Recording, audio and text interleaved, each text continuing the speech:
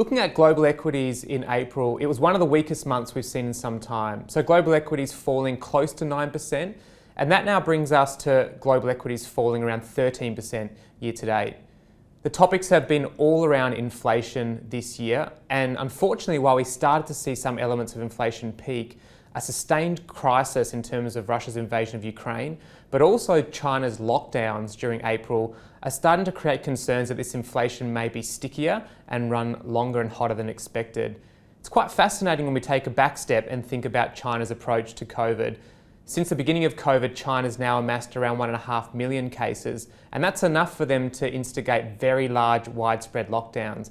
But if we compare that to a country like the UK, in April alone, they amassed close to 5 million cases in just a single week. Now, this is quite important for how the world thinks about inflation, given China is around a third of the world's total manufacturing output. So during the month, investors started to think about if inflation is going to be higher, if central banks are going to have to react faster, what does this mean for the future outlook for the global economy? And investors are now starting to think about the increased risks surrounding recession, but also surrounding potential for stagflation. So no surprise in terms of which sectors performed well, it was more defensive sectors that performed well during April. So consumer staples and utilities among some of the best performing sectors, with energy being the anomaly there, a more cyclical sector, but just given some of the supply pressures in energy, it is a sector that continues to perform well in a relative sense. Having said that, all sectors except consumer staples did provide a negative return during the month. At the regional level, it was Latin America that was the worst performing region in the world, and that really reversed some of the year-to-date outperformance given the commodity link to some of these countries.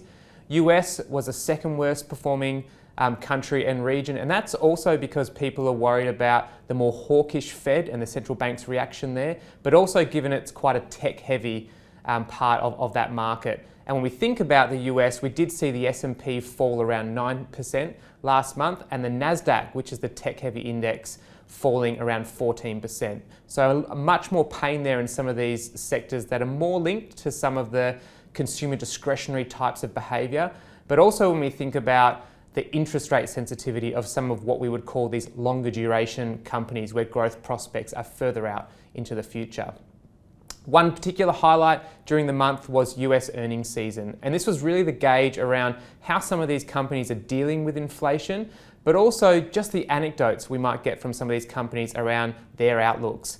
What was quite interesting is that we did see quite a strong surprise. So it was a pretty strong expected earnings growth for the quarter on a year-over-year basis of around 14%, and that's about a 7% beat to consensus estimates.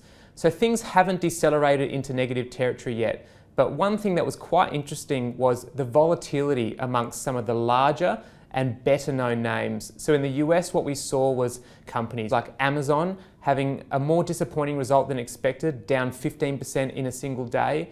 And one that I think caught investors' attention being Netflix, down 50% in the month of April. And what's been really surprising is Netflix calling out that they think COVID has not just accelerated their future path of attracting new subscribers, but maybe they've started to reach full saturation and there may not be any or many new subscribers that are out there.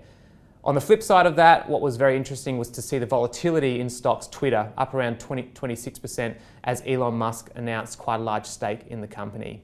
As we think forward, inflation and the risks of recession was what was driving markets in April, and that is squarely how investors are going forward. So it's all eyes on inflation, it's all eyes on some of the key economic indicators, but particularly how we start to see new commentary come out of central banks and how fast these interest rates may hike from here.